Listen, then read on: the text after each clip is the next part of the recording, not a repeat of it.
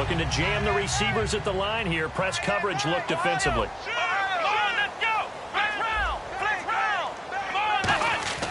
They'll come out throwing here on first down. Forced out to his left. And he'll be taken down across the 50 at the 45 in enemy territory. And now they're in the hurry-up. This is Bell. And they will stop him after a fairly minimal pickup. 2 yards on the pickup there. It'll be 2nd and 8. That's a good play by the guys on the defensive side of the ball. Held him to a gain of 2. And that changes the playbook a little bit now for the guy calling plays. 2nd and 8. Now he's got to probably think about going to the air instead of maybe staying with the ground game. Back to throw here. Wide open receiver complete. And he's going to get this one down right to the edge of the red zone of the chalk of the 20. And when you're playing a quarterback with some experience and some moxie, you enter the danger zone when you decide to blitz him, because if he's able to diagnose as he did on that play, he can hurt you downfield. He reads defenses so well, doesn't he? He really does, and the best part about that play for him, I don't think that was his primary target. I don't think so either. I think he had the read, figured out where the blitz was coming from, and went to a secondary target for a really nice game. A good pickup there. 8 yards on the first down completion.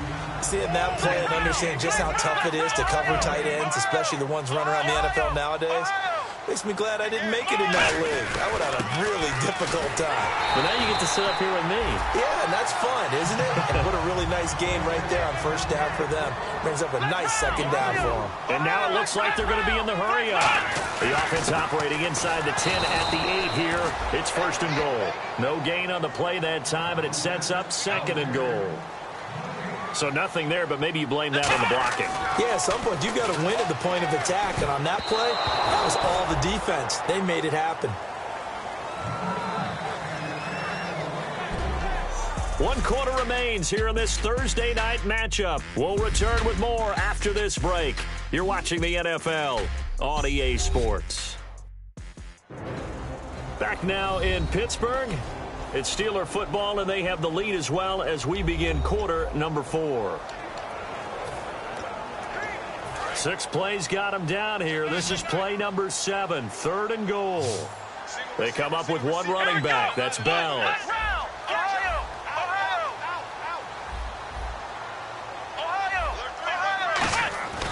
They'll look to throw on 3rd and goal. Flush to his right. And he will go down outside of the pocket for a sack. Tried to get away, but could not. Well, Brandon, sometimes I think when we watch games, we're actually watching a living museum, because we're seeing the evolution of positions almost with each passing game. How about defensive ends nowadays and the way that they can run almost all the way across the field? It is unbelievable, isn't it? I mean, they're so strong, but they're so lean, they can move so quick with those bodies. It's almost unfair. You're supposed to be able to know where a defensive end is supposed to be on every play. These guys flash so quickly, you're not sure where they're going to end up.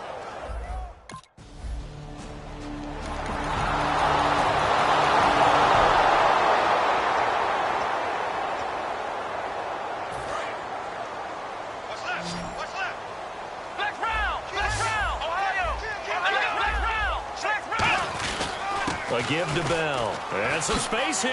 And they're able to get this one across the 35. Give him 12 yards on that one. It earns him a fresh set of downs. Absolutely love the run right there. This guy's known for his quickness, but also for his speed. He's able to get to the second level almost before you blink if you give him any type of blocking. Always talk about slot receivers, and they're usually known as quicker than fast. In this case, we've got a guy who's quick and fast, and he used it to great advantage. And in this situation with the lead, 4th quarter, they're liking keeping the ball on the ground, I'm sure. It's just smart football, but you know the defense has to know it as well. They've got to stop them here. So now we're going to see that loading the box in a big way. 6, 7, 8, 9, whatever it's going to take, puts a little bit more pressure on your big offensive line.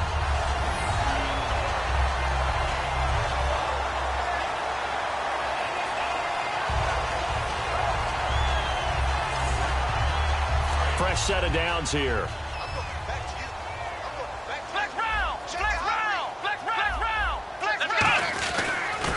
And on the ground they go with a running back.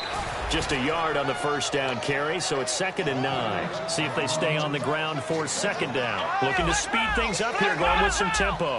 That was a really nice play, able to stack that one up. But they get back in the huddle. He's got to tell his guys up front, great job. They kept people off of him, allowed him to run free and make the hit on the runner. Filled the gap nicely, kept him to just a 1-yard gain.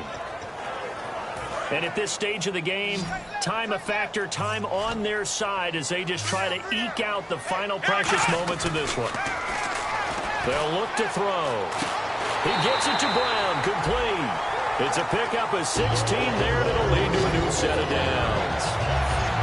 And that pickup of a first down, that's going to leave a mark because they really needed to stop them there, didn't they? So frustrating. Defensively, you're a play away from getting that football back here down late. Tough. Now they've got to find a way to create a turnover or takeaway. Otherwise, this one will probably get away from them. And the defense in desperate need of a stop. They have to get off the field and get the ball back to their offense if they want a chance. Time for a break. We'll come back for the electrifying conclusion after this. Come on, let's go! Now on first down, he'll drop to throw it. To the sideline, and oh, a nice catch there. Made sure the feet were inbounds, and they were. Was that a receiver? Yeah, actually it was. There's a running back who was a receiver on the play. Ike's been spending time in the receiver drills getting his feet down. Well, those guys out of the backfield, they got to be good, agile with their feet. He showed the agility there with a toe. And now the Bengal defense here calling a timeout. So the defense had a chance to catch their breath, and now they're back out and ready. And on 3rd and 5, this will be the 8th play of the drive. Come on, let's go! Here we go! Back to throw. And he couldn't hang on to it through the contact. Incomplete. I'm not sure we could spot any tendency here on this 3rd down. They could have run it or passed it. Either one was available. They chose...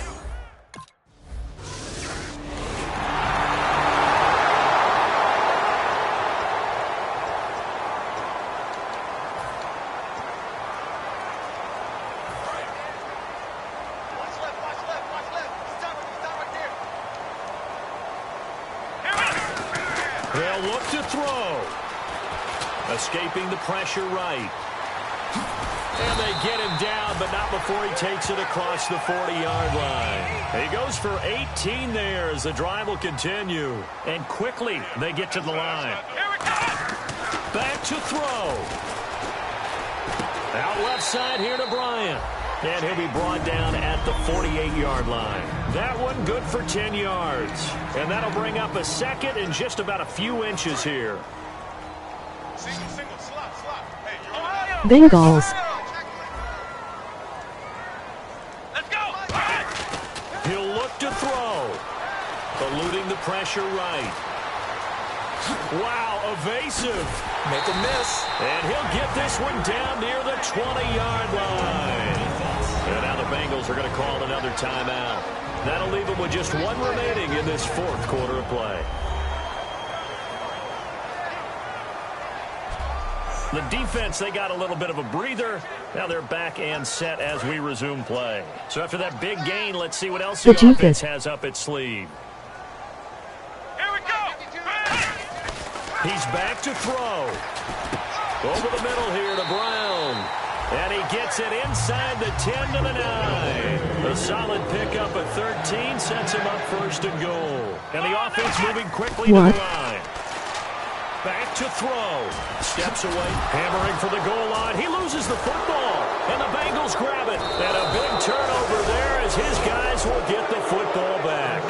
Well, that simply is a missed opportunity. They're in position. If they take the ball downfield and score, they've got a chance to win the game. Instead, they cough it up. I don't think...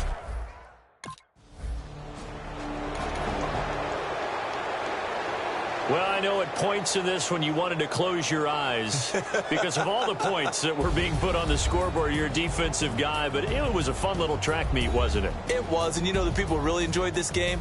They're the ones that like going to batting practice at the Major League Baseball parks, right? Seeing the 14-11 game, that sort of deal. That's right up their alley with what we saw. No safety. So for Cincinnati, they'll finish the first half of the schedule dead even at 4-4. And they'll get a few extra days to save.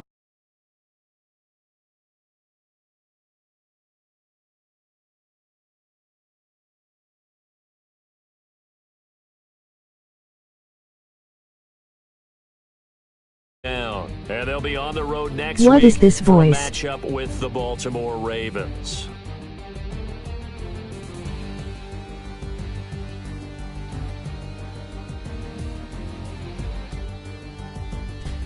So that'll do it for us. For Charles Davis and all our crew, I'm Brandon Gaudin. You've been watching the NFL on EA Sports. With that, we say good night from Pittsburgh.